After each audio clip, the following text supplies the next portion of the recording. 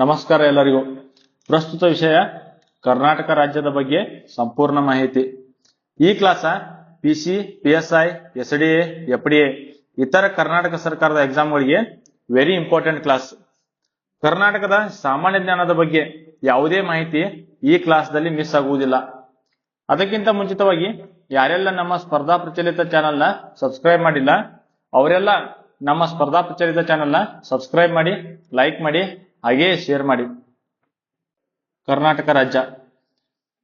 ಮೊದಲಿಗೆ ಕರ್ನಾಟಕ ರಾಜ್ಯದ ಸ್ಥಾಪನೆಯ ಬಗ್ಗೆ ನೋಡುವುದಾದ್ರೆ, ಮೈಸೂರು ಅರಸರ ಒಡೆತನದಲ್ಲಿದ್ದ ದಕ್ಷಿಣದ 9 ಜಿಲ್ಲೆಗಳು ಸೇರಿ 1947ರಲ್ಲಿ ಮೈಸೂರು ರಾಜ್ಯ ಉದಯವಾಯಿತು. 1947ರಲ್ಲಿ ಮೈಸೂರು ರಾಜ್ಯ ಸ್ಥಾಪನೆಯಾಯಿತು.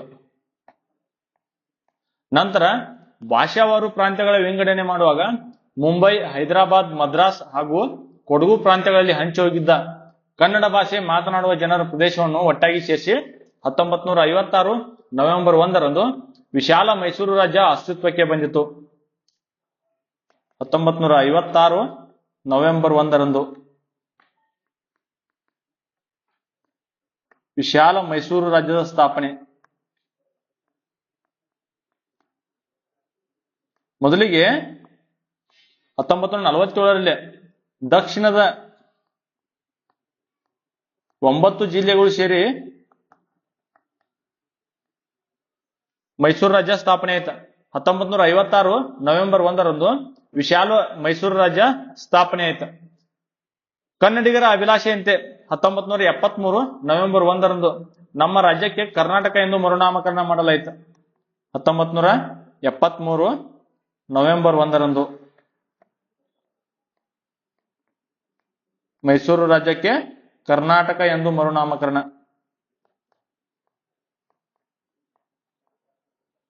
ಈ ಕರ್ನಾಟಕ ಎಂದು ಹೆಸರನ್ನು ಸೂಚಿಸಿದವರು ಚದುರಂಗ ಅವರು.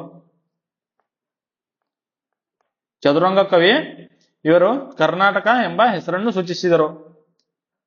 ಮೈಸೂರು ರಾಜ್ಯದ ಮೊದಲು 9 ಜಿಲ್ಲೆಗಳು 1947ರಲ್ಲಿ ಮೈಸೂರು ರಾಜ್ಯವಾಗಿ ಸ್ಥಾಪನೆಯಾಗಿತ್ತು. ಆ ಕಾಲದಲ್ಲಿ 9 ಜಿಲ್ಲೆಗಳು ಯಾವ್ಯಾವ ಅಂದ್ರ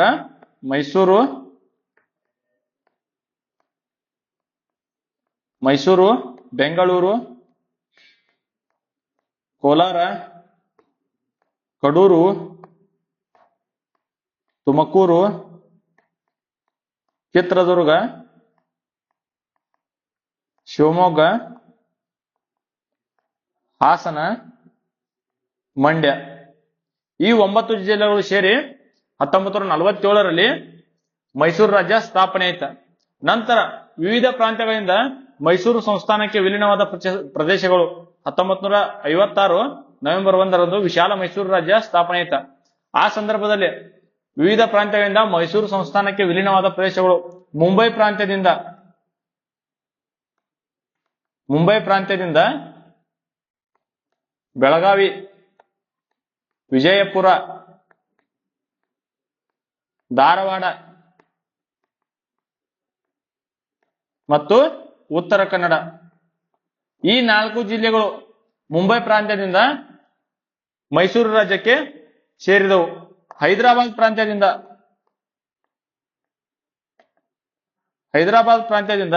ಬೀದರ್,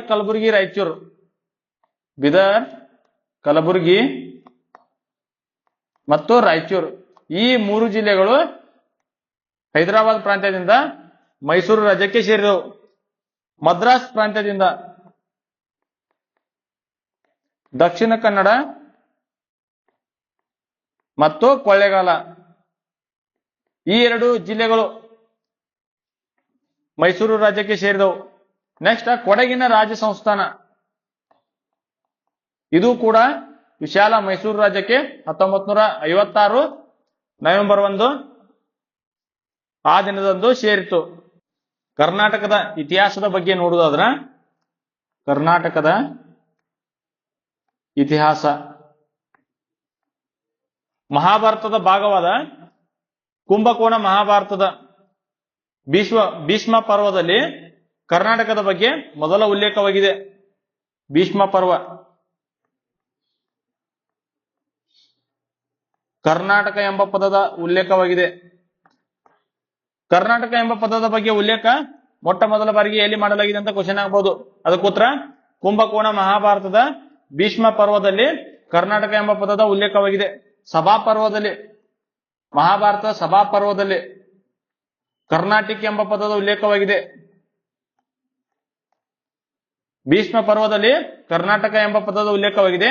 ಸಭಾ ಪರ್ವದಲ್ಲಿ ಕರ್ನಾಟಕ ಎಂಬ ಪದದ ಉಲ್ಲೇಖವಾಗಿದೆ. ಪುಣೆ ಮಹಾಭಾರತದಲ್ಲಿ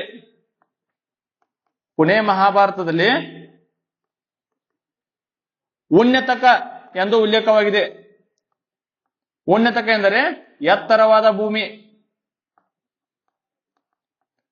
ಪುಣೆ ಮಹಾಭಾರತದಲ್ಲಿ ಕರ್ನಾಟಕವನ್ನು ಏನೆಂದು ಉಲ್ಲೇಖ ಮಾಡಲಾಗಿದೆ? ಉನ್ನತಕ. ಉನ್ನತಕ ಎಂದರೆ ಎತ್ತರವಾದ ಭೂಮಿ. ಕ್ರಿಸ್ತ ಪೂರ್ವ 2 ಮತ್ತು 3ನೇ ಶತಮಾನದಲ್ಲಿ ಪಾಣಿನಿಯ ಅಷ್ಟಾಧ್ಯಾಯಿ ಗ್ರಂಥದಲ್ಲಿ ಕರ್ನಾಟಕವನ್ನು ಕರ್ನಾಟಕರ್ ಎಂದು ಉಲ್ಲೇಖಿಸಲಾಗಿದೆ. ಪಾಣಿನಿಯ ಅಷ್ಟಾಧ್ಯಾಯಿ ಗ್ರಂಥದಲ್ಲಿ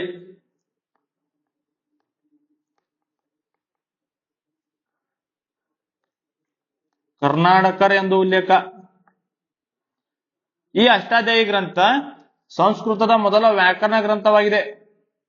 ಸಂಸ್ಕೃತದ ಮೊದಲ ವ್ಯಾಕರಣ ಗ್ರಂಥ. ಇದು ಕ್ವಶನ್ ಆಗಿದೆ ಬಹಳ ಸಾರಿ. ಸಂಸ್ಕೃತದ ಮೊದಲ ವ್ಯಾಕರಣ ಗ್ರಂಥ ಯಾವುದು? ಅದಕ್ಕೆ ಉತ್ತರ ಪಾಣಿನಿಯ ಅಷ್ಟಾಧ್ಯಾಯಿ.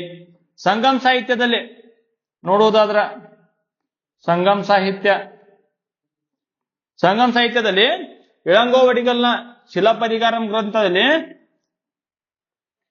ಕರುನಾಡರ್ ಎಂದು ಉಲ್ಲೇಖಿಸಲಾಗಿದೆ.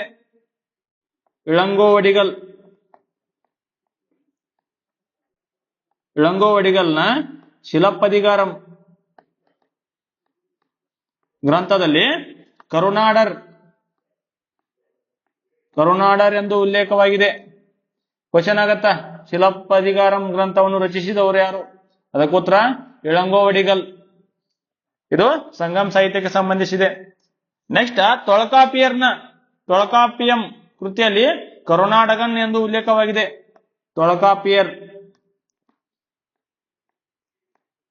ತೊಳಕಾಪಿಯರ್ನ ತೊಳಕಾಪಿಯಂ ಗ್ರಂಥದಲ್ಲಿ. ಇದು ತಮಿಳಿನ ಮೊದಲ ವ್ಯಾಕರಣ ಗ್ರಂಥ. ತಮಿಳಿನ ಮೊದಲ ವ್ಯಾಕರಣ ಗ್ರಂಥ ಯಾವುದು? ತೊಳಕಾಪಿಯರ್ನ ತೊಳಕಾಪಿಯಂ. ಈ ತೊಳಕಾಪಿಯಂದಲ್ಲಿ ಕರುನಾಡಗನ್ ಎಂದು ಕರ್ನಾಟಕವನ್ನು ಉಲ್ಲೇಖಿಸಲಾಗಿದೆ. ಕದಂಬ ವಿಷ್ಣು ಶರ್ಮನ ಬೀರೂರು ತಾಮ್ರಪಟ ಶಾಸನದಲ್ಲಿ ಸಮಗ್ರ ಕರ್ನಾಟಕ ದೇಶ ಭೂವರ್ಗ ಬರ್ತಾರೆ ಎಂದು ಉಲ್ಲೇಖಿಸಲಾಗಿತ್ತು. ಬೀರೂರು ತಾಮ್ರಪಟ ಶಾಸನ ಯಾರಿಗೆ ಸಂಬಂಧಿಸಿದೆ ಅಂತ ಕ್ವಶನ್ ಆಗ್ಬೋದು. ಕದಂಬರ ವಿಷ್ಣು ಶರ್ಮ. ಇದರಲ್ಲಿ ಸಮಗ್ರ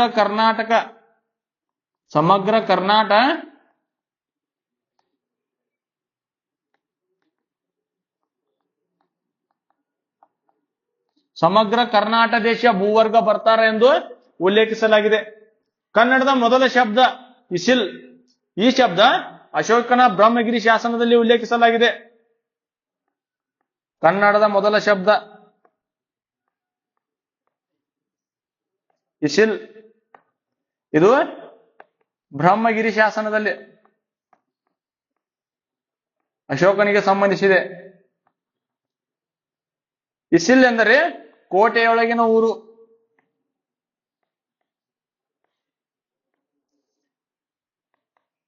ಹೇಳಿದವರು DL ನರಸಿಂಹಾಚಾರ್ಯ ಅವರು. ಕನ್ನಡದ ಮೊದಲ ಶಬ್ದ ಯಾವುದು? ಇಸಿಲ್. ಇದು ಬ್ರಹ್ಮಗಿರಿ ಶಾಸನದಲ್ಲಿ ಕಾಣಬಹುದು. ಇಸಿಲ್ ಎಂಬ ಪದದ ಅರ್ಥ ಕೋಟೆಯೊಳಗಿನ ಊರು. ಕೋಟೆಯೊಳಗಿನ ಊರು ಅಂತ ಹೇಳಿದವರು DL ನರಸಿಂಹಾಚಾರ್ಯ ಅವರು. ಅಕ್ಷರಿಂಕಸ್ ಪಿಂಪ್ರಿಯ ನಾಟಕದಲ್ಲಿ ಕನ್ನಡದ ಪದಗಳನ್ನು ಬಳಕೆ ಮಾಡಲಾಗಿದೆ. ಅಕ್ಷರಿಂಕಸ್, ಈಜಿಪ್ಟ್ನ ಅಕ್ಷರಿಂಕಸ್ ಪಿಂಪ್ರಿ ನಾಟಕದಲ್ಲಿ ಕನ್ನಡದ ಪದಗಳ ಬಳಕೆ ಮಾಡಲಾಗಿದೆ.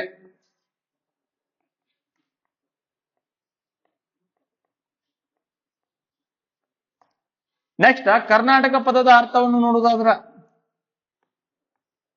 ಕರ್ನಾಟಕ ಪದದ ಅರ್ಥ. ಗೋವಿಂದ ಪೈ ಅವರ ಪ್ರಕಾರ, ಮೊದಲಿಗೆ ಗೋವಿಂದ ಪೈ ಅವರ ಪ್ರಕಾರ, ರಾಷ್ಟ್ರಕವಿ ಗೋವಿಂದ ಪೈ ಅವರ ಪ್ರಕಾರ ಕರ್ನಾಟಕ ಎಂದರೆ ಕರು ಪ್ಲಸ್ ನಾಡು, ಅಂದರೆ ದೊಡ್ಡ ನಾಡು ಅಥವಾ ದೊಡ್ಡ ದೇಶ ಎಂದರ್ಥ. ಗೋವಿಂದ ಪೈ ಪ್ರಕಾರ ಕರು ಪ್ಲಸ್ ನಾಡು, ದೊಡ್ಡ ನಾಡು ಅಥವಾ ದೊಡ್ಡ ದೇಶ ಎಂದರ್ಥ. ಕಾಲ್ಡ್ವೆಲ್ ಅವರ ಪ್ರಕಾರ, ಕಾಲ್ಡ್ವೆಲ್ ಅವರ ಪ್ರಕಾರ ಕರ್ ಪ್ಲಸ್ ನಾಟ್ ಪ್ಲಸ್ ಆಗಮ, ಕರ್ ಪ್ಲಸ್ ನಾಟ್ ಪ್ಲಸ್ ಆಗಮ, ಕಪ್ಪು ನಾಡಿನ ಒಳ ಪ್ರದೇಶ.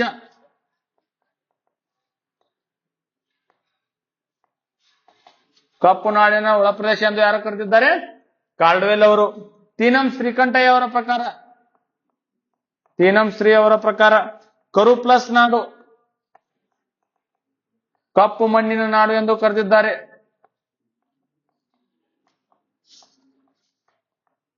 ಆರ್ ನರಸಿಂಹಾಚಾರ್ಯ ಅವರ ಪ್ರಕಾರ,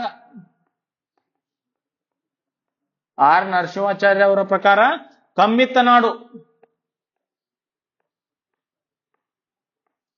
ಸುವಾಸನೆಯುಳ್ಳ ನಾಡು ಎಂದು ಆರ್ ನರಸಿಂಹಾಚಾರ್ಯ ಅವರು ಕರೆದಿದ್ದಾರೆ.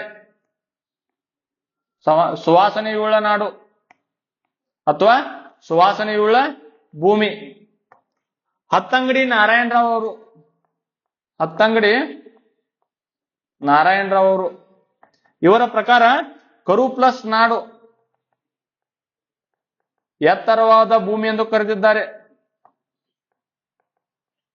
ಪುಣೆ ಮಹಾಭಾರತದಲ್ಲಿಯೂ ಕೂಡ ಉನ್ನತಕ ಅಂದರೆ ಎತ್ತರವಾದ ಭೂಮಿ ಎಂದು ಉಲ್ಲೇಖಿಸಲಾಗಿದೆ.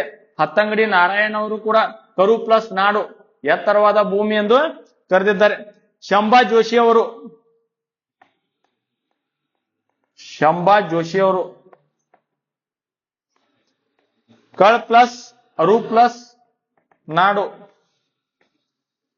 ಪಶುಪಾಲಕರ ಭೂಮಿ ಎಂದು ಕರೆದಿದ್ದಾರೆ.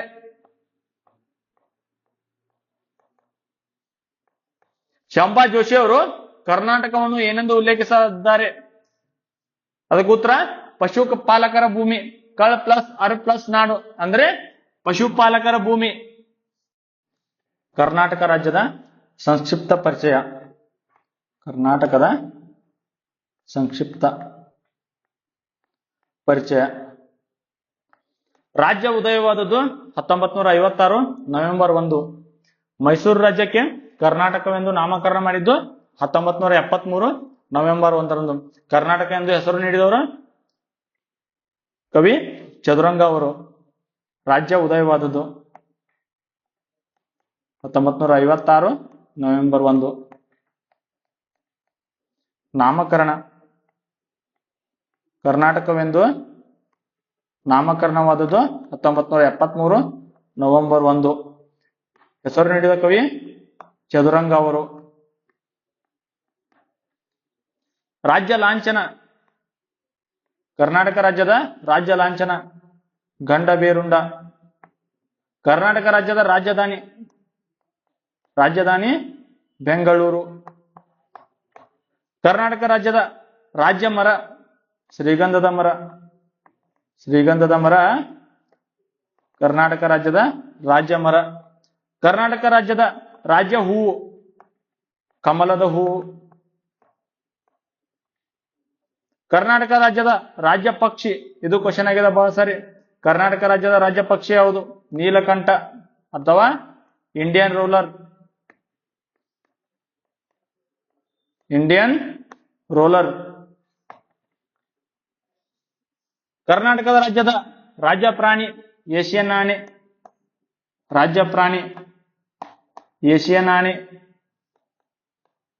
ಕರ್ನಾಟಕ ರಾಜ್ಯದ ರಾಜ್ಯ ಚಿಟ್ಟೆ ಸದರ್ನ್ ಬರ್ಡ್ವಿಂಗ್, ಇದು ಕ್ವಶನ್ ಆಗಿದೆ. ಕರ್ನಾಟಕ ರಾಜ್ಯದ ರಾಜ್ಯ ಚಿಟ್ಟೆ ಯಾವುದು? Southern birdwing. ಕರ್ನಾಟಕ ರಾಜ್ಯದ ನೃತ್ಯ ಯಕ್ಷಗಾನ. ಯಕ್ಷಗಾನವನ್ನು ಯಾವ ರಾಜ್ಯದಲ್ಲಿ ಆಚರಿಸಲಾಗುತ್ತದೆ? ಕರ್ನಾಟಕ ರಾಜ್ಯದಲ್ಲಿ. ಕರ್ನಾಟಕ ರಾಜ್ಯ ನೃತ್ಯ ಯಾವುದು? ಯಕ್ಷಗಾನ. ಕರ್ನಾಟಕ ರಾಜ್ಯದ ಸರ್ಪ ಕಾಳಿಂಗ ಸರ್ಪ,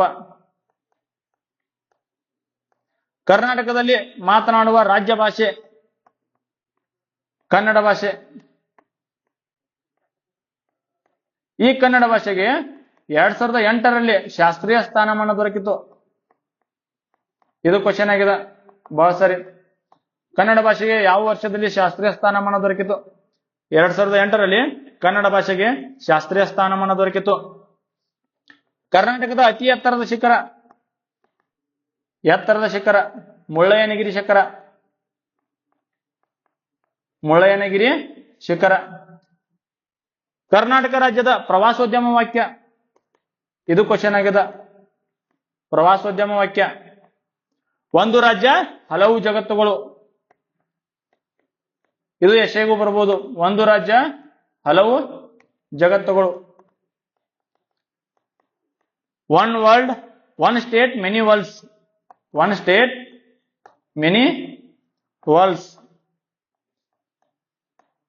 ಇದು PSI ದಲ್ಲಿ ಎಸ್ಸೆ ಕ್ವಶನ್ ಬಂದಿತ್ತು, ಒಂದು ರಾಜ್ಯ ಹಲವು ಜಗತ್ತುಗಳು ಅಂತ. ಅದೇ ರೀತಿ ಕರ್ನಾಟಕ ರಾಜ್ಯದ ಪ್ರವಾಸೋದ್ಯಮ ವಾಕ್ಯ ಏನು ಅಂತಾನು ಕ್ವಶನ್ ಆಗ್ಬೋದು. ಕರ್ನಾಟಕ ರಾಜ್ಯದ ಭೂಗೋಳದ ಬಗ್ಗೆ ನೋಡೋದಾದ್ರೆ, ಜಿಯೋಗ್ರಫಿ ಬಗ್ಗೆ ನೋಡೋದಾದ್ರೆ, ಕರ್ನಾಟಕ ರಾಜ್ಯವು 11 ಡಿಗ್ರಿ 31 ನಿಮಿಷ ಉತ್ತರ ಅಕ್ಷಾಂಶದಿಂದ 18 ಡಿಗ್ರಿ 45 ನಿಮಿಷ ಉತ್ತರ ಅಕ್ಷಾಂಶದವರೆಗೆ ವ್ಯಾಪಿಸಿದೆ. ಕರ್ನಾಟಕ ರಾಜ್ಯವು 11 ಡಿಗ್ರಿ 31 ನಿಮಿಷ ಉತ್ತರ ಅಕ್ಷಾಂಶದಿಂದ 18 ಡಿಗ್ರಿ 45 ನಿಮಿಷ ಉತ್ತರ ಅಕ್ಷಾಂಶದವರೆಗೆ, ಉತ್ತರದಿಂದ ದಕ್ಷಿಣ 750 ಕಿಲೋಮೀಟರ್ ವ್ಯಾಪಿಸಿದೆ. ಕರ್ನಾಟಕ 11 ಡಿಗ್ರಿ 31 ನಿಮಿಷದಿಂದ ಉತ್ತರ ಅಕ್ಷಾಂಶದಿಂದ 18 ಡಿಗ್ರಿ 45 ನಿಮಿಷ ಉತ್ತರ ಅಕ್ಷಾಂಶದವರೆಗೆ 750 ಕಿಲೋಮೀಟರ್ ವ್ಯಾಪ್ತಿಯವರೆಗೆ ವ್ಯಾಪಿಸಿದೆ. ನೆಕ್ಸ್ಟ್ 74 ಡಿಗ್ರಿ 12 ನಿಮಿಷ ಪೂರ್ವ ರೇಖಾಂಶದಿಂದ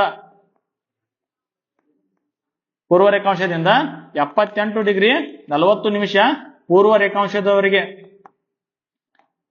ಪೂರ್ವದಿಂದ ಪಶ್ಚಿಮಕ್ಕೆ 400 ಕಿಲೋಮೀಟರ್ ವರೆಗೆ, ಪೂರ್ವದಿಂದ ಪಶ್ಚಿಮಕ್ಕೆ 400 ಕಿಲೋಮೀಟರ್ ವರೆಗೆ ಕರ್ನಾಟಕ ರಾಜ್ಯ ವ್ಯಾಪಿಸಿದೆ. ಇದು ಇಂಪಾರ್ಟೆಂಟ್.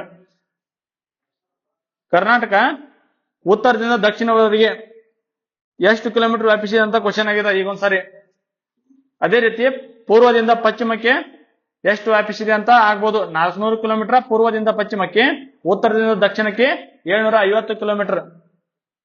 ಕರ್ನಾಟಕದ ಬಗ್ಗೆ, ಕರ್ನಾಟಕದ ಉತ್ತರ ತುದಿ ಬೀದರ್ ಜಿಲ್ಲೆಯ ಔರಾದ್ ತಾಲೂಕಿನ ಮಕೇಡ ಅಥವಾ ಮುಕೇಡ. ಪೂರ್ವದ ತುದಿ ಮುಳಬಾಗಿಲು. ದಕ್ಷಿಣದ ತುದಿ ಗುಂಡ್ಲುಪೇಟೆಯ ಚಾಮರಾಜನಗರದ ಗುಂಡ್ಲುಪೇಟೆಯ ಮೊಯಾರ್. ಪಶ್ಚಿಮದ ತುದಿ ಕಾರವಾರ, ಉತ್ತರ ಕನ್ನಡದ ಕಾರವಾರ. ಉತ್ತರದಿಂದ ದಕ್ಷಿಣವರೆಗೆ 750 ಕಿಲೋಮೀಟರ್ ವ್ಯಾಪಿಸಿದೆ. ಪೂರ್ವದಿಂದ ಪಶ್ಚಿಮಕ್ಕೆ 400 ಕಿಲೋಮೀಟರ್ ವ್ಯಾಪಿಸಿದೆ. ಕರ್ನಾಟಕದ ಒಟ್ಟು ವಿಸ್ತೀರ್ಣ, ಕರ್ನಾಟಕ ರಾಜ್ಯದ ಒಟ್ಟು ವಿಸ್ತೀರ್ಣ 1,91,791 ಚದರ ಕಿಲೋಮೀಟರ್ ವಿಸ್ತೀರ್ಣವನ್ನ ಕರ್ನಾಟಕ ರಾಜ್ಯ ಹೊಂದಿದೆ. ಇದು ಕ್ವಶನ್ ಆಗಿದೆ. ಕರ್ನಾಟಕ ರಾಜ್ಯದ ಒಟ್ಟು ವಿಸ್ತೀರ್ಣ ಎಷ್ಟು? 1,91,791 ಚದರ ಕಿಲೋಮೀಟರ್. ಈಗ ಒಂದ್ ಸ್ವಲ್ಪ ಟ್ವಿಸ್ಟ್ ಮಾಡಿ ಕೇಳಕತ್ತಾರ. ಕರ್ನಾಟಕ ರಾಜ್ಯದ ಒಟ್ಟು ವಿಸ್ತೀರ್ಣ ಚದರ ಮೈಲಿ ಒಳಗ 74,051 ಚದರ ಮೈಲಿ ವಿಸ್ತೀರ್ಣವನ್ನ ಕರ್ನಾಟಕ ರಾಜ್ಯ ಹೊಂದಿದೆ. ನೆಕ್ಸ್ಟ್, ಕರ್ನಾಟಕದ ಪ್ರಸ್ತುತ ಮುಖ್ಯಮಂತ್ರಿ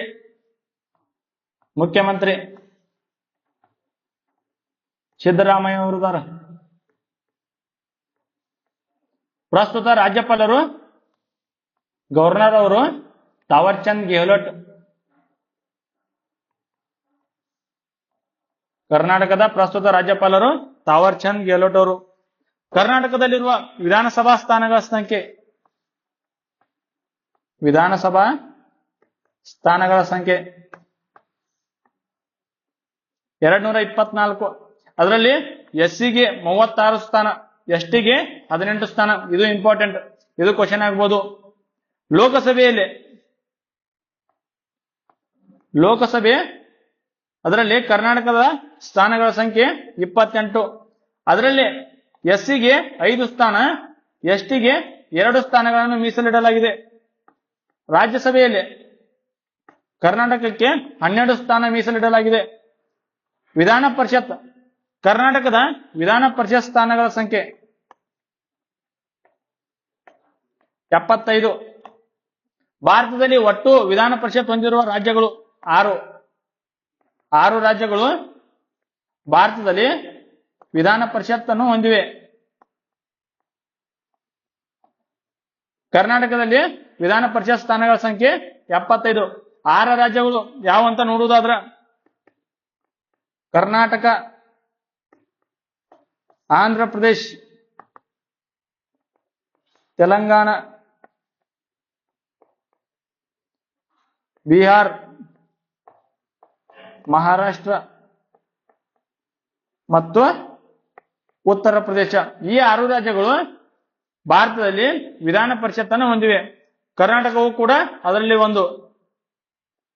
ನೆಕ್ಸ್ಟ್, ಕರ್ನಾಟಕದಲ್ಲಿರುವ ಒಟ್ಟು ಜಿಲ್ಲೆಗಳ ಸಂಖ್ಯೆ, ಒಟ್ಟು ಜಿಲ್ಲೆಗಳು 31. ಕರ್ನಾಟಕವು 31 ಜಿಲ್ಲೆಗಳನ್ನು ಹೊಂದಿದೆ. ಒಟ್ಟು ತಾಲೂಕುಗಳು 238. ನಗರ ಮತ್ತು ಪಟ್ಟಣಗಳು, ಒಟ್ಟು ನಗರ ಮತ್ತು ಪಟ್ಟಣಗಳು 347 ನಗರ ಮತ್ತು ಪಟ್ಟಣಗಳನ್ನು ಕರ್ನಾಟಕ ರಾಜ್ಯ ಹೊಂದಿದೆ. ಹೋಬಳಿಗಳು, ಕರ್ನಾಟಕದಲ್ಲಿರುವ ಒಟ್ಟು ಹೋಬಳಿಗಳು 747 ಹೋಬಳಿಗಳು.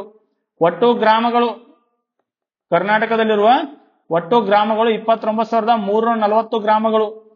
ಕಂದಾಯ ವಿಭಾಗಗಳು, ಕರ್ನಾಟಕದಲ್ಲಿರುವ ಕಂದಾಯ ವಿಭಾಗಗಳು 4.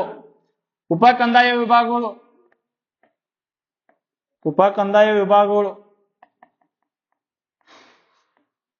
52. ಜಿಲ್ಲಾ ಪಂಚಾಯಿತಿಗಳು, ಕರ್ನಾಟಕದಲ್ಲಿರುವ ಒಟ್ಟು ಜಿಲ್ಲಾ ಪಂಚಾಯಿತಿಗಳು 30. ಕರ್ನಾಟಕದಲ್ಲಿರುವ ಒಟ್ಟು ತಾಲೂಕು ಪಂಚಾಯಿತಿಗಳು, ಒಟ್ಟು ತಾಲೂಕು ಪಂಚಾಯಿತಿಗಳು 238. ಕರ್ನಾಟಕದಲ್ಲಿರುವ ಒಟ್ಟು ಗ್ರಾಮ ಪಂಚಾಯಿತಿಗಳು 6,022. ಒಟ್ಟು ಗ್ರಾಮಗಳು 29,340. ಒಟ್ಟು ಗ್ರಾಮ ಪಂಚಾಯಿತಿಗಳು 6,022 ಗ್ರಾಮ ಪಂಚಾಯಿತಿಗಳು. ಕರ್ನಾಟಕದ ಒಟ್ಟು ಜನಸಂಖ್ಯೆ 2011ರ ಜನಗಣತಿಯ ಪ್ರಕಾರ ಕರ್ನಾಟಕ ರಾಜ್ಯದ ಒಟ್ಟು ಜನಸಂಖ್ಯೆ 6,11,30,704 ಜನಸಂಖ್ಯೆಯನ್ನ ಕರ್ನಾಟಕ ರಾಜ್ಯ ಹೊಂದಿದೆ. ಜನಸಂಖ್ಯೆಯಲ್ಲಿ ಭಾರತದಲ್ಲಿ ಕರ್ನಾಟಕ ರಾಜ್ಯ 8ನೇ ಸ್ಥಾನದಲ್ಲಿದೆ. ವಿಸ್ತೀರ್ಣದಲ್ಲಿ ಕರ್ನಾಟಕ ರಾಜ್ಯ 6ನೇ ಸ್ಥಾನದಲ್ಲಿದೆ. ಜನಸಂಖ್ಯೆಯಲ್ಲಿ ಕರ್ನಾಟಕ ರಾಜ್ಯ 8ನೇ ಸ್ಥಾನದಲ್ಲಿದೆ. ಜನಸಂಖ್ಯೆಯಲ್ಲಿ ಕರ್ನಾಟಕದ ಪಾಲು 5.05%. ಜನಸಂಖ್ಯೆಯಲ್ಲಿ ಕರ್ನಾಟಕ 5.05% ಅನ್ನ ಹೊಂದಿದೆ. 31 ಜಿಲ್ಲೆಗಳಲ್ಲಿ ಅತಿ ಹೆಚ್ಚು ಜನಸಂಖ್ಯೆ ಹೊಂದಿರುವ ಜಿಲ್ಲೆ ಬೆಂಗಳೂರು ನಗರ. ಅತಿ ಹೆಚ್ಚು ಜನಸಂಖ್ಯೆ ಹೊಂದಿರುವ ಜಿಲ್ಲೆ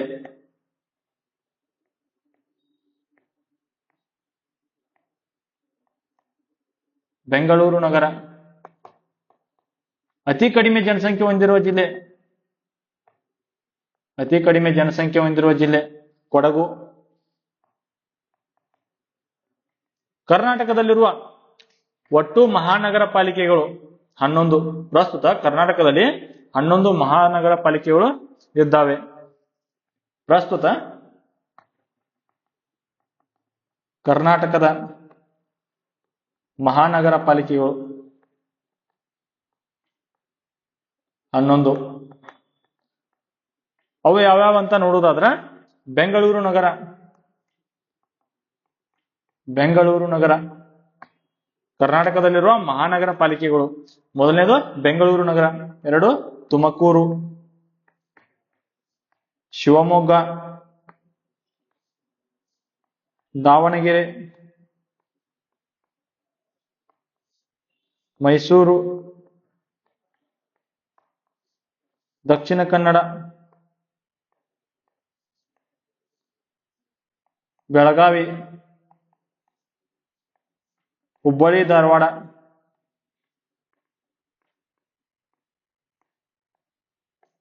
ವಿಜಯಪುರ,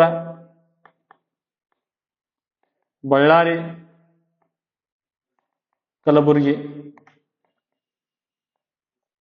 ಒಟ್ಟು 11 ಮಹಾನಗರ ಪಾಲಿಕೆಗಳು ಕರ್ನಾಟಕ ರಾಜ್ಯದಲ್ಲಿ ಕಂಡು ಬರುತ್ತವೆ. ಕರ್ನಾಟಕದಲ್ಲಿರುವ ಕಂದಾಯ ವಿಭಾಗಗಳು 4. ಕಂದಾಯ ವಿಭಾಗಗಳು 4 ಯಾವ್ಯಾವ ಅಂತ ನೋಡುವುದಾದ್ರೆ, ಬೆಂಗಳೂರು ಕಂದಾಯ ವಿಭಾಗದಲ್ಲಿ 9 ಜಿಲ್ಲೆಗಳು ಕಂಡು ಬರುತ್ತವೆ. ಮೈಸೂರು ಕಂದಾಯ ವಿಭಾಗದಲ್ಲಿ 8 ಜಿಲ್ಲೆಗಳು. ಬೆಳಗಾವಿ ಕಂದಾಯ ವಿಭಾಗ, ಬೆಳಗಾವಿಯಲ್ಲಿ 7 ಜಿಲ್ಲೆಗಳು.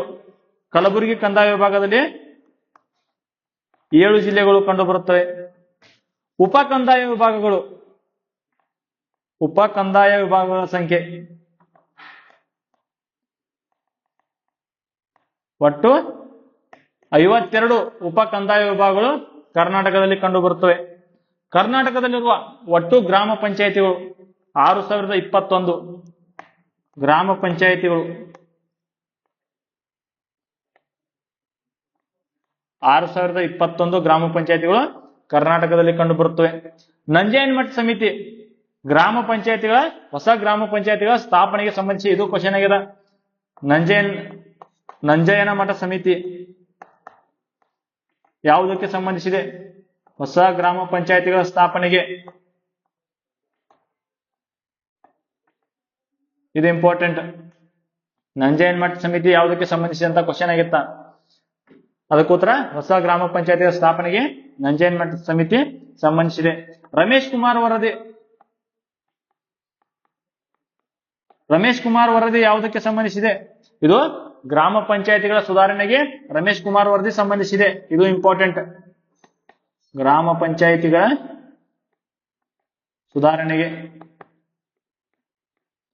ರಮೇಶ್ ಕುಮಾರ್ ವರದಿ ಸಂಬಂಧಿಸಿದೆ. ಕರ್ನಾಟಕದ ಪಂಚಾಯಿತಿಯ ಪಿತಾಮಹ ಎಂದು ಯಾರನ್ನು ಕರೆಯುತ್ತಾರೆ? ಇದು ಕ್ವಶನ್ ಆಗಿದೆ. ನೀರ್ ಸಾಬ್ ಅವರನ್ನ ಕರ್ನಾಟಕದ ಪಂಚಾಯಿತಿಯ ಪಿತಾಮಹ.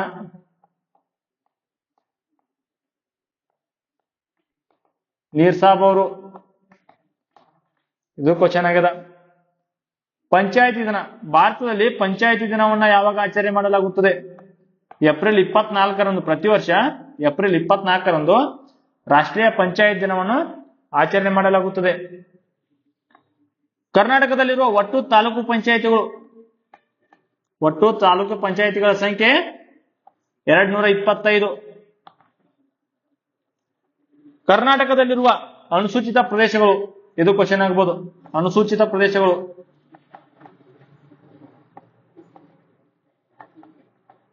ಕರ್ನಾಟಕ 4 ಅನುಸೂಚಿತ ಪ್ರದೇಶಗಳನ್ನ ಹೊಂದಿದೆ. ಒಂದು ಭೀಮರಾಯನಗುಡಿ, ಯಾದಗಿರಿಯ ಭೀಮರಾಯನಗುಡಿ, ಯಾದಗಿರಿ. ಶಹಾಬಾದಿ, ವಾಡಿ ಮತ್ತು ಶಹಾಬಾದಿ. ಎರಡನೇದು ಶಹಾಬಾದಿ ಮತ್ತು ವಾಡಿ.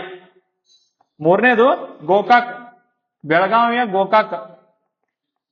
ನಾಲ್ಕನೇದು ಚಿಕ್ಕಮಗಳೂರಿನ ಕುದುರೆಮುಖ. ಈ 4 ಅನುಸೂಚಿತ ಪ್ರದೇಶಗಳನ್ನ ಕರ್ನಾಟಕ ರಾಜ್ಯ ಹೊಂದಿದೆ. ಕರ್ನಾಟಕ ರಾಜ್ಯದ ಲಿಂಗಾನುಪಾತ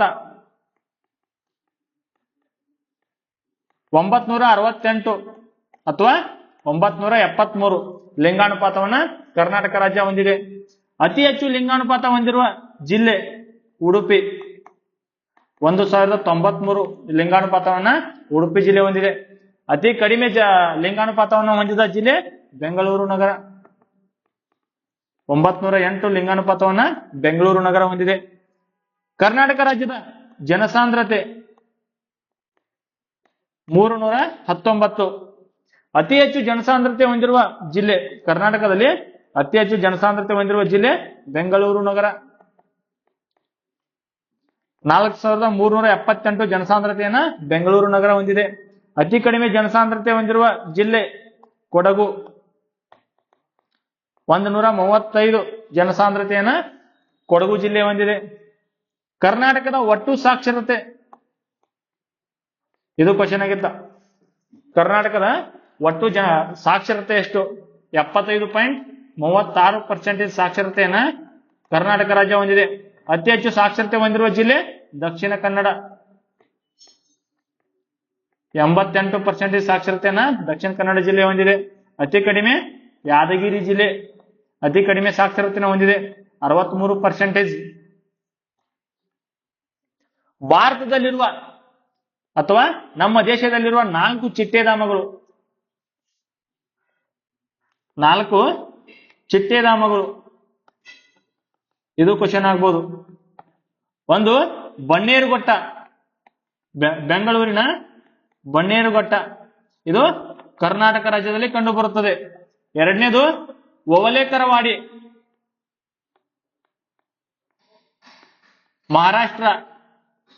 ಮಹಾರಾಷ್ಟ್ರದ ಓವಲೇಕರವಾಡಿ. ಮೂರನೇದು ಹಿಮಾಚಲ ಪ್ರದೇಶದ ಶಿಮ್ಲಾ. ನಾಲ್ಕನೇದು ಪೊಂಡ, ಗೋವಾದ ಪೊಂಡ.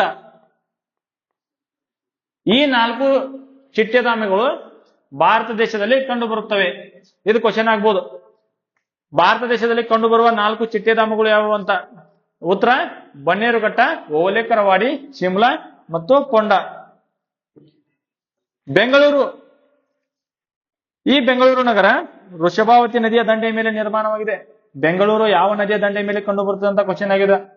ಬೆಂಗಳೂರು ವೃಷಭಾವತಿ ನದಿಯ ದಂಡೆಯ ಮೇಲೆ ಕಂಡು ಬರುತ್ತದೆ. ವೃಷಭಾವತಿ ನದಿಯ ದಡದಲ್ಲಿ ಕಂಡು ಬರುತ್ತದೆ, ಅಥವಾ ವೃಷಭಾವತಿ ನದಿ ದಡದಲ್ಲಿರುವ ಪ್ರಮುಖ ನಗರ ಯಾವುದು? ಬೆಂಗಳೂರು. ಬನವಾಸಿ ಯಾವ ನದಿಯ ದಂಡೆಯ ಮೇಲಿದೆ? ಬನವಾಸಿ ವರದಾ ನದಿಯ ದಡದಲ್ಲಿದೆ. ಬನವಾಸಿ ವರದಾ ನದಿಯ ದಡದಲ್ಲಿದೆ.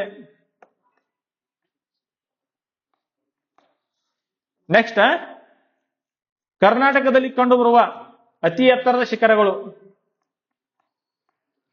ಎತ್ತರದ ಶಿಖರಗಳು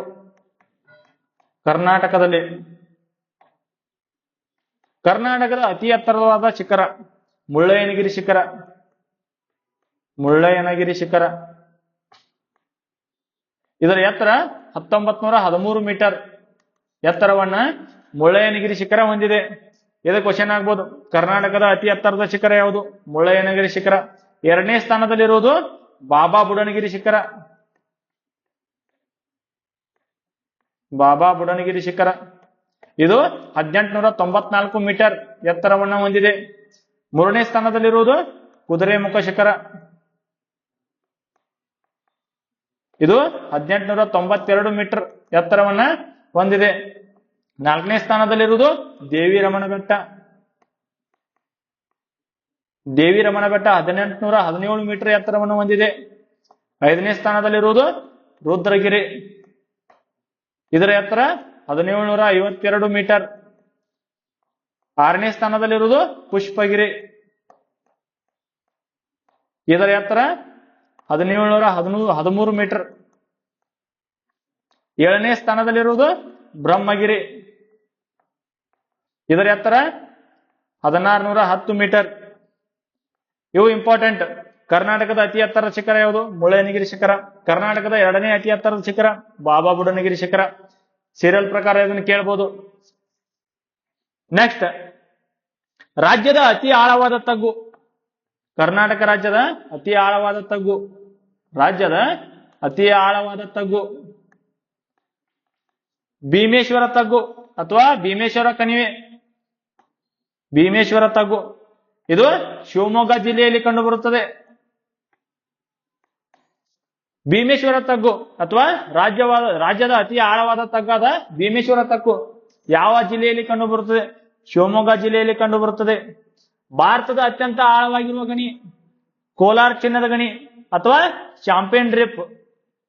ಇದು ಕ್ವಶನ್ ಆಗಿದೆ ಬಹಳ ಸರಿ. ಭಾರತದ ಅತ್ಯಂತ ಆಳವಾಗಿರುವ ಗಣಿ ಯಾವುದು?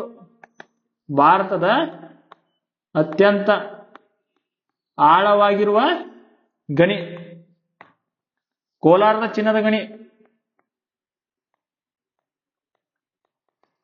Champion drip.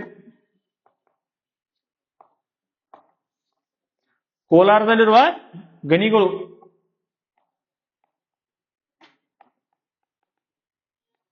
ಮೊದಲನೇ ಆಳವಾದ ಗಣಿ ಚಾಂಪಿಯನ್ ಗಣಿ, ಎರಡನೇ ಆಳವಾದ ಗಣಿ ಉರಿಗಾಂ, ಮೂರನೇ ಆಳವಾದ ಗಣಿ ನಂದಿದುರ್ಗ, ನಾಲ್ಕನೇ ಆಳವಾದ ಗಣಿ ಮೈಸೂರು.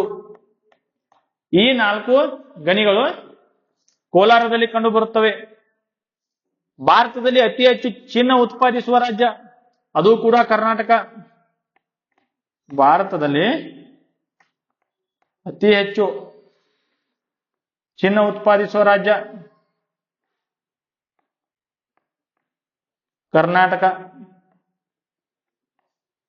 99% ಚಿನ್ನವನ್ನ ಭಾರತದಲ್ಲಿ 99% ಚಿನ್ನವನ್ನ ಕರ್ನಾಟಕ ರಾಜ್ಯ ಮಾತ್ರ ಉತ್ಪಾದಿಸುತ್ತದೆ. ನೆಕ್ಸ್ಟ್, ಬೆಂಗಳೂರಿನಲ್ಲಿ HAL ಸ್ಥಾಪನೆ 1964ರಲ್ಲಿ. HAL ಬೆಂಗಳೂರಿನಲ್ಲಿ ಸ್ಥಾಪನೆ. HAL ನ ಕೇಂದ್ರ ಕಚೇರಿ ಎಲ್ಲಿದೆ ಅಂತ ಕ್ವಶನ್ ಆಗ್ಬೋದು. ಬೆಂಗಳೂರಿನಲ್ಲಿದೆ. ಸ್ಥಾಪನೆಯಾದದ್ದು 1964ರಲ್ಲಿ.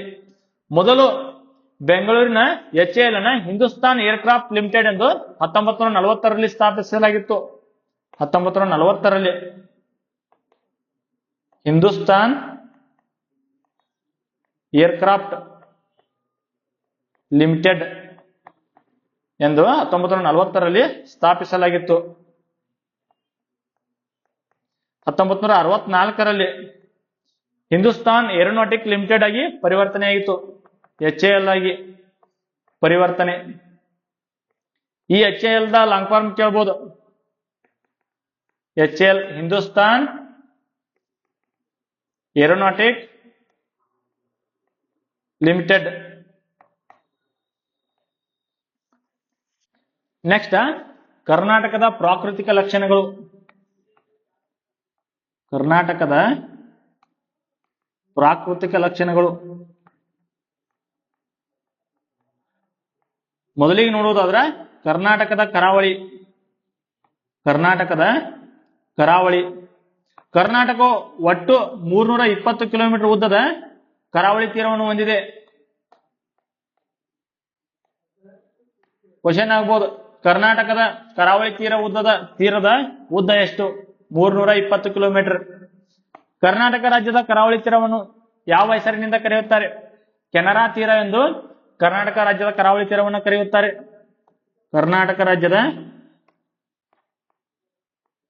ಕರಾವಳಿಯನ್ನ ಕೆನರಾ ತೀರ ಎನ್ನುವರು.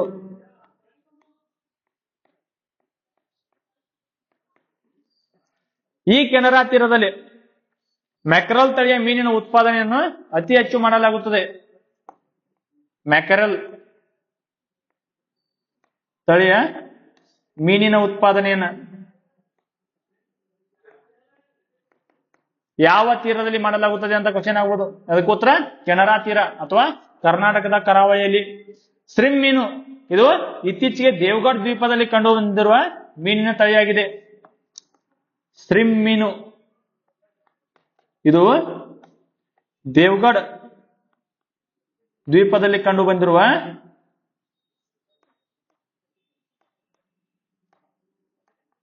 ಮೀನಿನ ತಳಿಯಾಗಿದೆ. ಕರಾವಳಿಯ ಹಂಚಿಕೆ ನೋಡುವುದಾದ್ರ ಕರ್ನಾಟಕದ ಕರಾವಳಿಯು 3 ಜಿಲ್ಲೆಗಳಲ್ಲಿ ಹಂಚಿಕೆಯಾಗಿದೆ. ಕರಾವಳಿಯ ಹಂಚಿಕೆ 3 ಜಿಲ್ಲೆಗಳಲ್ಲಿ ಹಂಚಿಕೆಯಾಗಿದೆ. ಉತ್ತರ ಕನ್ನಡ, ಉಡುಪಿ ಮತ್ತು ದಕ್ಷಿಣ ಕನ್ನಡದಲ್ಲಿ ಕರ್ನಾಟಕದ ಕರಾವಳಿಯು ಹಂಚಿಕೆಯಾಗಿದೆ. ಉತ್ತರ ಕನ್ನಡದ ಕಾರವಾರ ಕರಾವಳಿಯನ್ನು ಶ್ರೀ ರವೀಂದ್ರನಾಥ್ ಟ್ಯಾಗೋರ್ ಕರಾವಳಿ ಎಂದು ಕರೆಯುತ್ತಾರೆ. ಉತ್ತರ ಕನ್ನಡದ ಕಾರವಾರ ಕರಾವಳಿಯನ್ನ ಶ್ರೀ ರವೀಂದ್ರನಾಥ್ ಟ್ಯಾಗೋರ್ ಕರಾವಳಿ ಎನ್ನುವರು. ಇದು ಇಂಪಾರ್ಟೆಂಟ್. ಯಾವ ಕರಾವಳಿಯನ್ನು ಶ್ರೀ ರವೀಂದ್ರನಾಥ್ ಟ್ಯಾಗೋರ್ ಕರಾವಳಿ ಎಂದು ಕರೆಯುತ್ತಾರೆ ಅಂತ ಕ್ವಶನ್ ಆಗ್ಬೋದು. ಅದಕ್ಕೂತ್ರ ಉತ್ತರ ಕನ್ನಡದ ಕರಾವಳಿ ತೀರವನ್ನ ಶ್ರೀ ರವೀಂದ್ರನಾಥ್ ಟ್ಯಾಗೋರ್ ಕರಾವಳಿ ಎಂದು ಕರೆಯುತ್ತಾರೆ. ಇತ್ತೀಚೆಗೆ ಬ್ಲೂ ಫ್ಲಾಗ್ ಯೋಜನೆಗೆ ಒಳಪಟ್ಟ ಕರ್ನಾಟಕದ ಬೀಚ್ಗಳು. ಇದು ಇಂಪಾರ್ಟೆಂಟ್, ಇದು ಕ್ವಶನ್ ಆಗ್ಬೋದು. ಇತ್ತೀಚೆಗೆ ಬ್ಲೂ ಫ್ಲಾಗ್ ಯೋಜನೆಗೆ ಒಳಪಟ್ಟ ಕರ್ನಾಟಕದ ಬೀಚ್ಗಳು.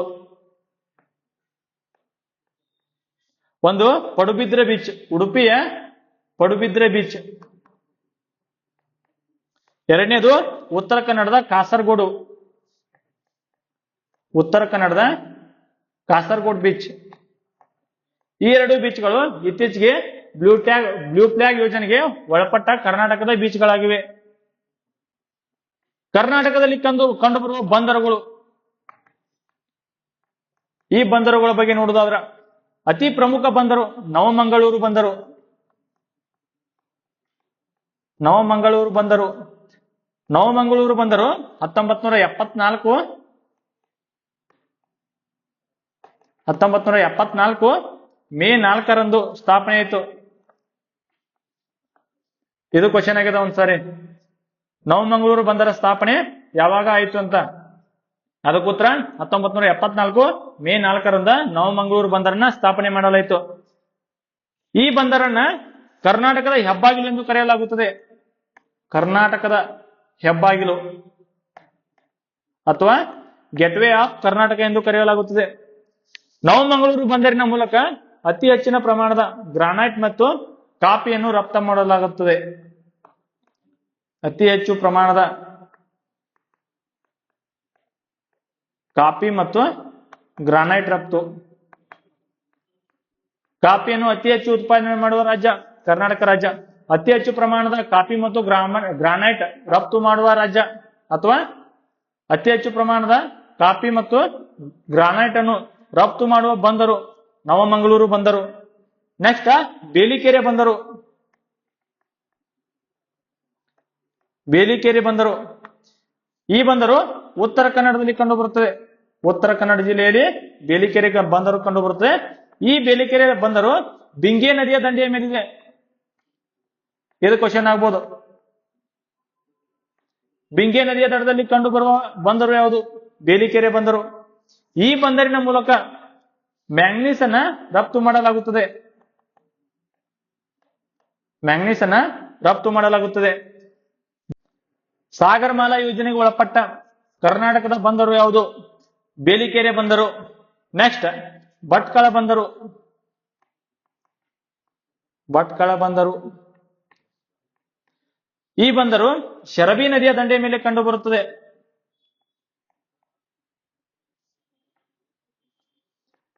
ಈ ಬಂದರನ್ನ 1924ರಲ್ಲಿ ಸರ್ ಎಂ ವಿಶ್ವೇಶ್ವರಯ್ಯ ಅವರಿಂದ ಘೋಷಣೆ ಮಾಡಲಾಯಿತು.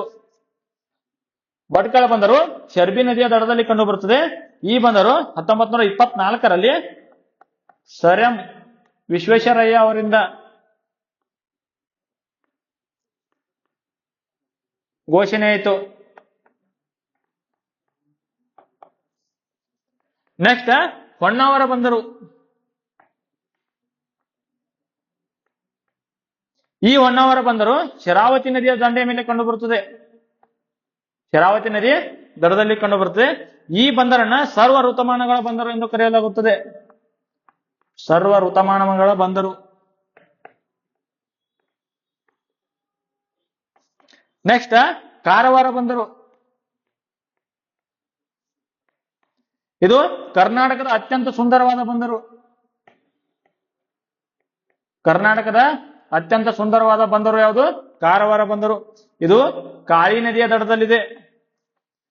ಈ ಬಂದರನ್ನ ಕರ್ನಾಟಕದ ಕಡಲ ತೀರದ ಕಾಶ್ಮೀರ ಎಂದು ಕರೆಯಲಾಗುತ್ತದೆ. ಕರ್ನಾಟಕದ ಕಡಲ ತೀರದ ಕಾಶ್ಮೀರ ಎಂದು ಯಾವ ಬಂದರನ್ನು ಕರೆಯಲಾಗುತ್ತದೆ? ಅದಕ್ಕೆ ಉತ್ತರ ಕಾರವಾರ ಬಂದರು. ನೆಕ್ಸ್ಟ್ ಕರ್ನಾಟಕದಲ್ಲಿ ಕಂಡುಬರುವ ದ್ವೀಪಗಳು. ದ್ವೀಪಗಳು ಅಂಜು ದ್ವೀಪ. ಅಂಜು ದ್ವೀಪ ಯಾವ ರಾಜ್ಯದಲ್ಲಿ ಕಂಡುಬರುತ್ತದೆ? ಇದು ಕರ್ನಾಟಕದಲ್ಲಿ ಕಂಡುಬರುತ್ತದೆ. ಕರ್ನಾಟಕದ ಕಾರವಾರದಲ್ಲಿ ಅಂಜು ದ್ವೀಪ ಕಂಡುಬರುತ್ತದೆ. ಕಾರವಾರದಲ್ಲಿ. ಇದು ಕರ್ನಾಟಕದ ಅತಿ ಸುಂದರವಾದ ದ್ವೀಪ. ಕರ್ನಾಟಕದ ಅತಿ ಸುಂದರವಾದ ದ್ವೀಪ. ನೆಕ್ಸ್ಟ್ ನೇತ್ರಾಣಿ ದ್ವೀಪ. ಈ ನೇತ್ರಾಣಿ ದ್ವೀಪ ಮುರುಡೇಶ್ವರದಲ್ಲಿ ಕಂಡು ಬರುತ್ತದೆ. ನೇತ್ರಾಣಿ ದ್ವೀಪ ಇದು ಇಂಪಾರ್ಟೆಂಟ್, ಬಹಳ ಸಾರಿ ಕ್ವಶನ್ ಆಗಿದೆ. ಮುರುಡೇಶ್ವರದಲ್ಲಿ ಕಂಡು ಬರುತ್ತದೆ. ಈ ದ್ವೀಪಕ್ಕೆ, ನೇತ್ರಾಣಿ ದ್ವೀಪಕ್ಕೆ ಪಿಜನ್ ಐಸ್ಲ್ಯಾಂಡ್ ಎಂದು ಕರೆಯಲಾಗುತ್ತದೆ. ಪಿಜನ್ ಐಸ್ಲ್ಯಾಂಡ್ ಎನ್ನುವರು. ಇದು ಕ್ವಶನ್ ಆಗಿದೆ. ಯಾವ ದ್ವೀಪವನ್ನು ಪಿಜನ್ ಐಸ್ಲ್ಯಾಂಡ್ ಎಂದು ಕರೆಯಲಾಗುತ್ತದೆ? ಅದಕ್ಕೆ ಉತ್ತರ ನೇತ್ರಾಣಿ ದ್ವೀಪ. ನೆಕ್ಸ್ಟ್ ಸೇಂಟ್ ಮೇರಿಸ್ ದ್ವೀಪ. ಸೇಂಟ್ ಮೇರಿಸ್ ದ್ವೀಪ ಇದು ಮಲ್ಪೆಯಲ್ಲಿ ಕಂಡು ಬರುತ್ತದೆ. ಉಡುಪಿಯ ಮಲ್ಪೆಯಲ್ಲಿ. ಈ ದ್ವೀಪವನ್ನು ತೊನ್ಸೆಪಾರ್ ದ್ವೀಪ ಎನ್ನುವರು. ತೊನ್ಸೆಪಾರ್ ದ್ವೀಪ ಎಂದು ಯಾವ ದ್ವೀಪವನ್ನು ಕರೆಯಲಾಗುತ್ತದೆ? ಸೇಂಟ್ ಮೇರಿಸ್ ದ್ವೀಪವನ್ನ ತೊನ್ಸೆಪಾರ್ ದ್ವೀಪ ಎಂದು ಕರೆಯಲಾಗುತ್ತದೆ. ಮತ್ತು ಈ ದ್ವೀಪವನ್ನ ಕೊಕೊನಾಟ್ ದ್ವೀಪ ಎಂದು ಸಹ ಕರೆಯುತ್ತಾರೆ. ಕೊಕೊನಾಟ್ ಅಥವಾ ತೆಂಗಿನಕಾಯಿ ದ್ವೀಪ. ಕೊಕೊನಾಟ್ ದ್ವೀಪ ಎನ್ನುವರು. ಇದು ಕ್ವಶನ್ ಆಗಿದೆ. ಯಾವ ದ್ವೀಪವನ್ನು ಕೊಕೊನಾಟ್ ದ್ವೀಪ ಎನ್ನುವರು? ಯಾವ ದ್ವೀಪವನ್ನು ತೊನ್ಸೆಪಾರ್ ದ್ವೀಪ ಎನ್ನುವರು? ಅದಕ್ಕೆ ಉತ್ತರ ಸೇಂಟ್ ಮೇರಿಸ್ ದ್ವೀಪ. ನೆಕ್ಸ್ಟ್ ದೇವಗಢ ದ್ವೀಪ. ಈ ದೇವಗಢ ದ್ವೀಪ ಕಾರವಾರದಲ್ಲಿ ಕಂಡು ಬರುತ್ತದೆ. ಇದು ಕ್ವಶನ್ ಆಗಿದೆ ಪಿಸಿಗೆ. ದೇವಗಢ ದ್ವೀಪ ಎಲ್ಲಿ ಕಂಡು ಬರುತ್ತದೆ? ಕಾರವಾರದಲ್ಲಿ. ನೆಕ್ಸ್ಟ್ ಕರ್ನಾಟಕದಲ್ಲಿ ಅತಿ ಹೆಚ್ಚು ಅರಣ್ಯ ಹೊಂದಿರುವ ಜಿಲ್ಲೆ. ಅತಿ ಹೆಚ್ಚು ಅರಣ್ಯ ಹೊಂದಿರುವ ಜಿಲ್ಲೆ ಉತ್ತರ ಕನ್ನಡ. ಅತಿ ಹೆಚ್ಚು ಅರಣ್ಯ ಹೊಂದಿರುವ ಜಿಲ್ಲೆ ಉತ್ತರ ಕನ್ನಡ. ಅತಿ ಕಡಿಮೆ ಅರಣ್ಯ ಹೊಂದಿರುವ ಜಿಲ್ಲೆ ವಿಜಯಪುರ. ಇದು ಕ್ವಶನ್ ಆಗಿದೆ ಬಹಳ ಸಾರಿ. ಕರ್ನಾಟಕದ ಅತಿ ಹೆಚ್ಚು ಅರಣ್ಯ ಹೊಂದಿರುವ ಜಿಲ್ಲೆ ಯಾವುದು? ಉತ್ತರ ಕನ್ನಡ. ಕರ್ನಾಟಕದ ಅತಿ ಕಡಿಮೆ ಅರಣ್ಯ ಹೊಂದಿರುವ ಜಿಲ್ಲೆ ಯಾವುದು? ವಿಜಯಪುರ. ನೆಕ್ಸ್ಟ್ ಉತ್ತರ ಕನ್ನಡದಲ್ಲಿ ಕಂಡುಬರುವ ಜಲಪಾತಗಳು. ಉತ್ತರ ಕನ್ನಡದಲ್ಲಿ ಕಂಡುಬರುವ ಜಲಪಾತಗಳು. ಈ ಜಲಪಾತಗಳು ವೆರಿ ಇಂಪಾರ್ಟೆಂಟ್, ಬಹಳ ಸಾರಿ ಎಕ್ಸಾಮ್ ಕ್ವಶನ್ ಆಗಿದಾವ. ಸಾತೋಡಿ ಜಲಪಾತ ಕಾಳಿ ನದಿಗೆ ಕಂಡು ಬರುತ್ತದೆ. ಇದು ಉತ್ತರ ಕನ್ನಡದಲ್ಲಿ ಕಂಡು ಬರುತ್ತದೆ. ಉತ್ತರ ಕನ್ನಡದಲ್ಲಿರುವ ಕಾಳಿ ನದಿಗೆ ಸಾತೋಡಿ ಜಲಪಾತ ಕಂಡು ಬರುತ್ತದೆ. ಇನ್ನೊಂದು ಇಂಪಾರ್ಟೆಂಟ್ ಜಲಪಾತ ಲಾಲ್ಗುಡಿ ಜಲಪಾತ. ಇದು ಸಹ ಕಾಳಿ ನದಿಗೆ ಕಂಡು ಬರುತ್ತದೆ. ಉಂಚಳ್ಳಿ ಜಲಪಾತ ಇದು ಅಘನಾಶಿನಿ ನದಿಗೆ ಕಂಡು ಬರುತ್ತದೆ. ನೆಕ್ಸ್ಟ್ ಮಾಗೋಡು ಜಲಪಾತ. ಇದು ಬೆಡ್ತಿ ನದಿಗೆ ಅಥವಾ ಗಂಗಾವಳಿ ನದಿಗೆ ಮಾಗೋಡು ಜಲಪಾತ ಕಂಡು ಬರುತ್ತದೆ. ಸಾತೋಡಿ ಜಲಪಾತ ಕಾಳಿ ನದಿಗೆ, ಲಾಲ್ಗುಡಿ ಜಲಪಾತ ಇದು ಸಹ ಕಾಳಿ ನದಿಗೆ, ಉಂಚಳ್ಳಿ ಜಲಪಾತ ಅಘನಾಶಿನಿ ನದಿಗೆ. ಈ ಉಂಚಳ್ಳಿ ಜಲಪಾತವನ್ನ ಕರ್ನಾಟಕದ ಲೂಸಿಂಗ್ಟನ್ ಎನ್ನುವರು. ಕರ್ನಾಟಕದ ಲೂಸಿಂಗ್ಟನ್ ಎಂದು ಕರೆಯುವರು. ಶಿವಗಂಗಾ ಜಲಪಾತ ಸೊಂಡಾ ನದಿಗೆ. ಇದು ಕ್ವಶನ್ ಆಗಿದೆ. ಶಿವಗಂಗಾ ಜಲಪಾತ ಯಾವ ನದಿಗೆ ಕಂಡು ಬರುತ್ತದೆ? ಸೊಂಡಾ ನದಿಗೆ. ಈ ಜಲಪಾತಗಳು ಎಕ್ಸಾಮ್ಗೆ very very important. Next Kaiga ಅಣು ವಿದ್ಯುತ್ ಸ್ಥಾವರ. ಕೈಗಾ ಅಣು ವಿದ್ಯುತ್ ಸ್ಥಾವರ ಎಲ್ಲಿ ಕಂಡು ಬರುತ್ತದೆ? ಇದು ಉತ್ತರ ಕನ್ನಡದಲ್ಲಿ. ಉತ್ತರ ಕನ್ನಡದ ಕಾಳಿ ನದಿಯ ಎಡದಂಡೆಯಲ್ಲಿ ಈ ಕೈಗಾ ಅಣು ವಿದ್ಯುತ್ ಸ್ಥಾವರ ಕಂಡು ಬರುತ್ತದೆ. ಉತ್ತರ ಕನ್ನಡದ ಕಾಳಿ ನದಿಯ ಎಡದಂಡೆಯಲ್ಲಿ ಕೈಗಾ ಅಣು ವಿದ್ಯುತ್ ಸ್ಥಾವರ ಕಂಡು ಬರುತ್ತದೆ. ನೆಕ್ಸ್ಟ್ ರಾಷ್ಟ್ರೀಯ ಉದ್ಯಾನವನಗಳು. ಕರ್ನಾಟಕದಲ್ಲಿರುವ ರಾಷ್ಟ್ರೀಯ ಉದ್ಯಾನವನಗಳು. ಕರ್ನಾಟಕವು ಒಟ್ಟು 5 ರಾಷ್ಟ್ರೀಯ ಉದ್ಯಾನವನವನ್ನು ಹೊಂದಿದೆ. ಮೊದಲನೇದು ಬಂಡೀಪುರ ರಾಷ್ಟ್ರೀಯ ಉದ್ಯಾನವನ. ಈ ಬಂಡೀಪುರ ರಾಷ್ಟ್ರೀಯ ಉದ್ಯಾನವನವನ್ನು ಮೊದಲಿಗೆ ವೇಣುಗೋಪಾಲ ಸ್ವಾಮಿ ವನ್ಯಜೀವಿ ಧಾಮ ಎಂದು ಕರೆಯಲಾಗುತ್ತಿತ್ತು. ವೇಣುಗೋಪಾಲ ವನ್ಯಜೀವಿ ಧಾಮ. ಎಂದು ಕರೆಯಲಾಗುತ್ತಿತ್ತು. ಈ ಬಂಡೀಪುರ ರಾಷ್ಟ್ರೀಯ ಉದ್ಯಾನವನವನ್ನ 1974ರಲ್ಲಿ ಸ್ಥಾಪನೆ ಮಾಡಲಾಯಿತು.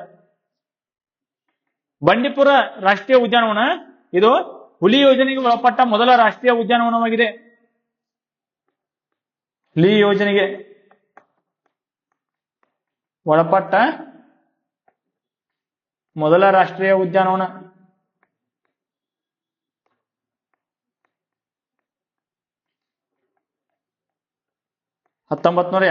ರಲ್ಲಿ ಹುಲಿ ಯೋಜನೆಗೆ ಒಳಪಟ್ಟ ಮೊದಲ ರಾಷ್ಟ್ರೀಯ ಉದ್ಯಾನವನ ಯಾವುದಂದ್ರ ಬಂಡೀಪುರ ರಾಷ್ಟ್ರೀಯ ಉದ್ಯಾನವನ.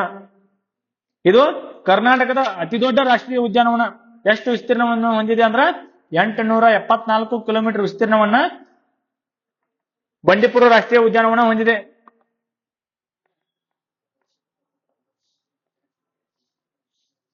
ಬಂಡೀಪುರ ರಾಷ್ಟ್ರೀಯ ಉದ್ಯಾನವನದ ಉತ್ತರದಲ್ಲಿ ಕಬಿನಿ ನದಿ ಹರಿಯುತ್ತದೆ, ದಕ್ಷಿಣದಲ್ಲಿ ಮೊಯಾರ್ ನದಿ ಹರಿಯುತ್ತದೆ. ಈ ಬಂಡೀಪುರ ರಾಷ್ಟ್ರೀಯ ಉದ್ಯಾನವನ ಚಾಮರಾಜನಗರದಲ್ಲಿ ಕಂಡುಬರುತ್ತದೆ. ಇಂಪಾರ್ಟೆಂಟ್, ಯಾವ ಜಿಲ್ಲೆಯಲ್ಲಿ ಬಂಡೀಪುರ ರಾಷ್ಟ್ರೀಯ ಉದ್ಯಾನವನ ಕಂಡುಬರುತ್ತದೆ? ಚಾಮರಾಜನಗರ ಜಿಲ್ಲೆಯಲ್ಲಿ ಕಂಡುಬರುತ್ತದೆ. ಬಂಡೀಪುರ ರಾಷ್ಟ್ರೀಯ ಉದ್ಯಾನವನ ಸ್ಥಾಪನೆಯಾಗಿದ್ದು 1974ರಲ್ಲಿ. ಈ ರಾಷ್ಟ್ರೀಯ ಉದ್ಯಾನವನವು ಮೊದಲಿಗೆ ವೇಣುಗೋಪಾಲ ವನ್ಯಜೀವಿ ಧಾಮ ಎಂದು ಕರೆಯಲಾಗುತ್ತಿತ್ತು. ಬಂಡೀಪುರ ರಾಷ್ಟ್ರೀಯ ಉದ್ಯಾನವನದ ಉತ್ತರದಲ್ಲಿ ಕಬಿನಿ ನದಿ ಹರಿಯುತ್ತದೆ, ದಕ್ಷಿಣದಲ್ಲಿ ಮೊಯಾರ್ ನದಿ ಹರಿಯುತ್ತದೆ. ನೆಕ್ಸ್ಟ್ ಬನ್ನೇರುಘಟ್ಟ ರಾಷ್ಟ್ರೀಯ ಉದ್ಯಾನವನ.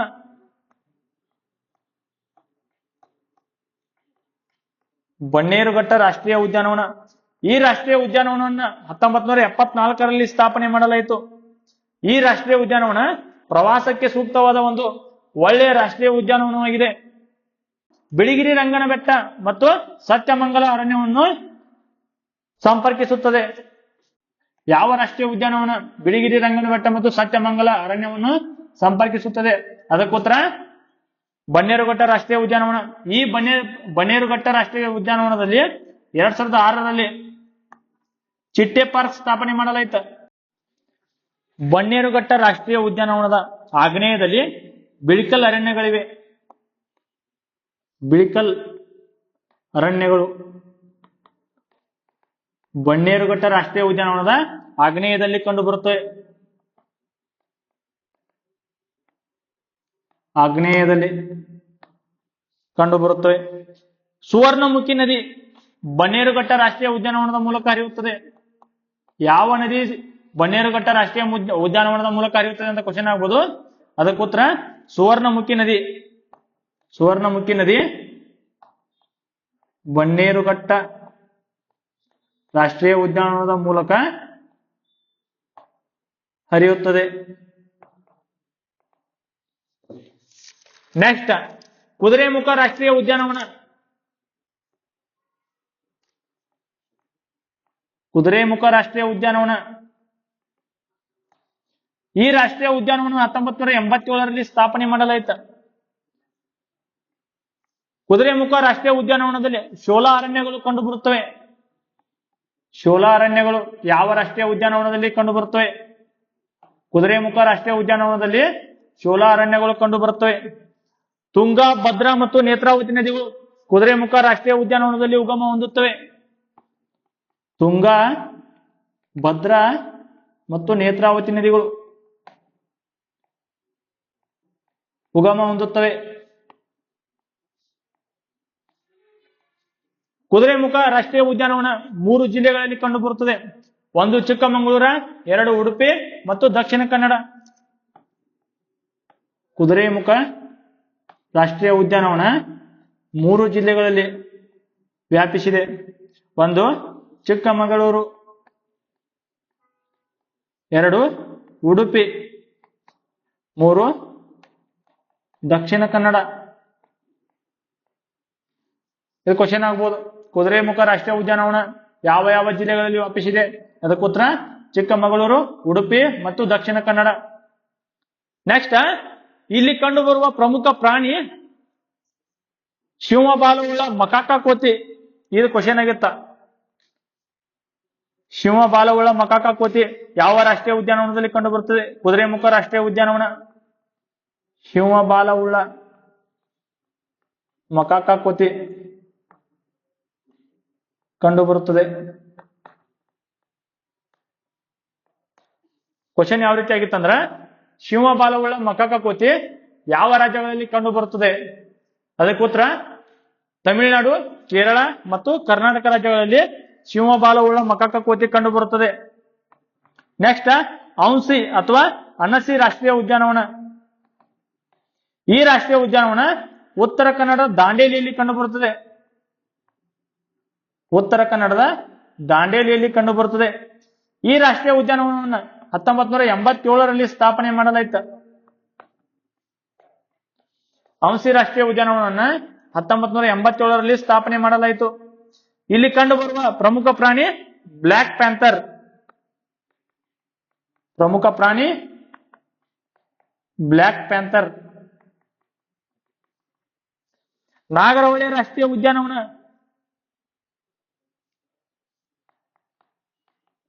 ನಾಗರಹೊಳೆ ರಾಷ್ಟ್ರೀಯ ಉದ್ಯಾನವನ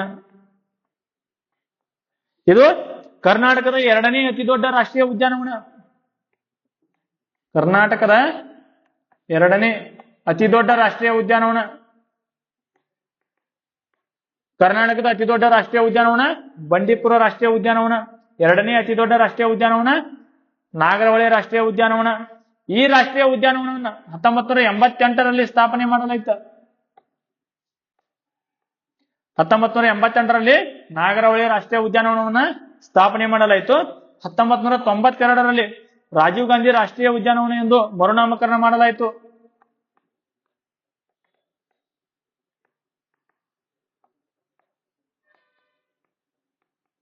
ಯಾವ ರಾಷ್ಟ್ರೀಯ ಉದ್ಯಾನವನವನ್ನ ರಾಜೀವ್ ಗಾಂಧಿ ರಾಷ್ಟ್ರೀಯ ಉದ್ಯಾನವನ ಎಂದು ಮರುನಾಮಕರಣ ಮಾಡಲಾಗಿದೆ? ಅದಕ್ಕೆ ಉತ್ತರ ನಾಗರಹೊಳೆ ರಾಷ್ಟ್ರೀಯ ಉದ್ಯಾನವನ. ನೆಕ್ಸ್ಟ್ ಹುಲಿ ಸಂರಕ್ಷಣಾ ತಾಣಗಳು. ಕರ್ನಾಟಕದಲ್ಲಿರುವ ಹುಲಿ ಸಂರಕ್ಷಣಾ ತಾಣಗಳು. ಕರ್ನಾಟಕವು ಒಟ್ಟು 5 ಹುಲಿ ಸಂರಕ್ಷಣಾ ತಾಣಗಳನ್ನು ಹೊಂದಿದೆ. ಒಂದು ಬಂಡೀಪುರ ಹುಲಿ ಸಂರಕ್ಷಣಾ ತಾಣ 1973ರಲ್ಲಿ ಸ್ಥಾಪನೆ. 2 ಭದ್ರಾ ಹುಲಿ ಸಂರಕ್ಷಣಾ ತಾಣ, ಇದು 1998ರಲ್ಲಿ ಸ್ಥಾಪನೆ.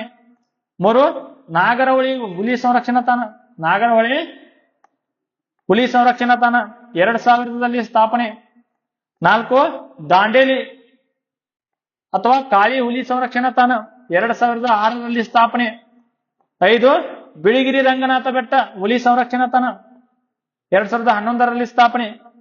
ಬಿಳಿಗಿರಿ ರಂಗನಾಥ ಬೆಟ್ಟ ಅಥವಾ BRT ಹುಲಿ ಸಂರಕ್ಷಣಾ ಸ್ಥಾನ 2011ರಲ್ಲಿ ಸ್ಥಾಪನೆ. ನೆಕ್ಸ್ಟ್ ಕರ್ನಾಟಕದಲ್ಲಿರುವ ಪಕ್ಷಿಧಾಮಗಳು. ಕರ್ನಾಟಕದಲ್ಲಿ ಪ್ರಮುಖವಾಗಿ 5 ಪಕ್ಷಿಧಾಮಗಳು ಕಂಡು ಬರುತ್ತವೆ. ಮೊದಲನೇದು ರಂಗನತಿಟ್ಟು ಪಕ್ಷಿಧಾಮ. ರಂಗನತಿಟ್ಟು ಪಕ್ಷಿಧಾಮ ಇದು ಮಂಡ್ಯದಲ್ಲಿ ಕಂಡು ಬರುತ್ತದೆ. ಮಂಡ್ಯದಲ್ಲಿ ರಂಗನತಿಟ್ಟು ಪಕ್ಷಿಧಾಮ ಕಂಡು ಬರುತ್ತದೆ. ಇದು ಕರ್ನಾಟಕದ ಪ್ರಥಮ ಪಕ್ಷಿಧಾಮ. ಕರ್ನಾಟಕದ ಪ್ರಥಮ ಪಕ್ಷಿಧಾಮ.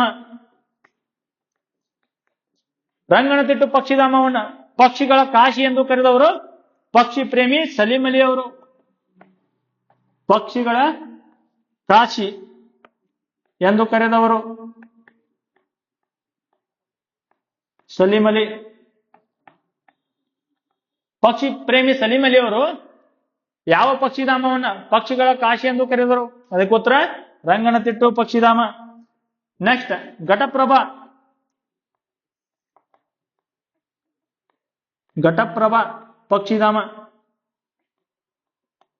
ಇದು ಬೆಳಗಾವಿ ಜಿಲ್ಲೆಯಲ್ಲಿ ಕಂಡುಬರುತ್ತದೆ. ಬೆಳಗಾವಿಯ ಗೋಕಾಕದಲ್ಲಿ 1974ರಲ್ಲಿ ಘಟಪ್ರಭಾ ಪಕ್ಷಿಧಾಮವನ್ನು ಸ್ಥಾಪನೆ ಮಾಡಲಾಯಿತು.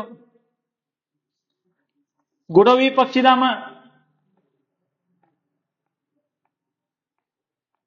ಗುಡವಿ ಪಕ್ಷಿಧಾಮ ಇದು ಶಿವಮೊಗ್ಗ ಜಿಲ್ಲೆಯಲ್ಲಿ ಕಂಡುಬರುತ್ತದೆ.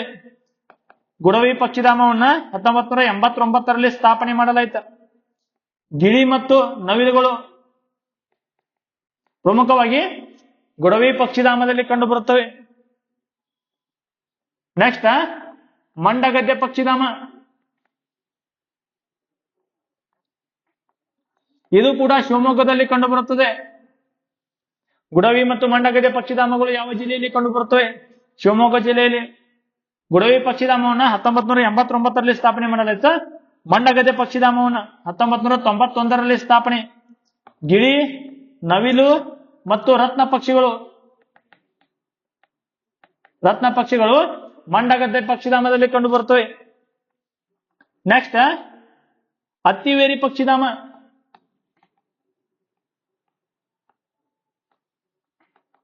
ಈ ಅತ್ತಿವೇರಿ ಪಕ್ಷಿಧಾಮ ಉತ್ತರ ಕನ್ನಡದಲ್ಲಿ ಕಂಡುಬರುತ್ತದೆ.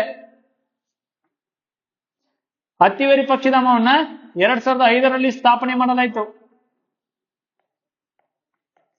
ಅತ್ತಿವೇರಿ ಪಕ್ಷಿಧಾಮದಲ್ಲಿ ಕಂಡುಬರುವ ಪ್ರಮುಖ ಪಕ್ಷಿ ಸಮುದ್ರ ಕೊಕ್ಕರೆ. ಸಮುದ್ರ ಕೊಕ್ಕರೆಗಳು ಅತ್ತಿವೇರಿ ಪಕ್ಷಿಧಾಮದಲ್ಲಿ ಪ್ರಮುಖವಾಗಿ ಕಂಡುಬರುತ್ತವೆ. ಕರ್ನಾಟಕದಲ್ಲಿ ನದಿ ದಡದಲ್ಲಿರುವ ಪ್ರಮುಖ ನಗರಗಳು. ನದಿ ದಡದ ಪ್ರಮುಖ ನಗರಗಳು. ನಗರ, ನದಿ. ಬೆಂಗಳೂರು ವೃಷಭಾವತಿ ನದಿ ದಡದಲ್ಲಿ ಕಂಡುಬರುತ್ತದೆ. ವೃಷಭಾವತಿ ಅಥವಾ ಅರ್ಕಾವತಿ ನದಿ ದಡದಲ್ಲಿ ಬೆಂಗಳೂರು ನಗರ ಕಂಡುಬರುತ್ತದೆ. ಧರ್ಮಸ್ಥಳ.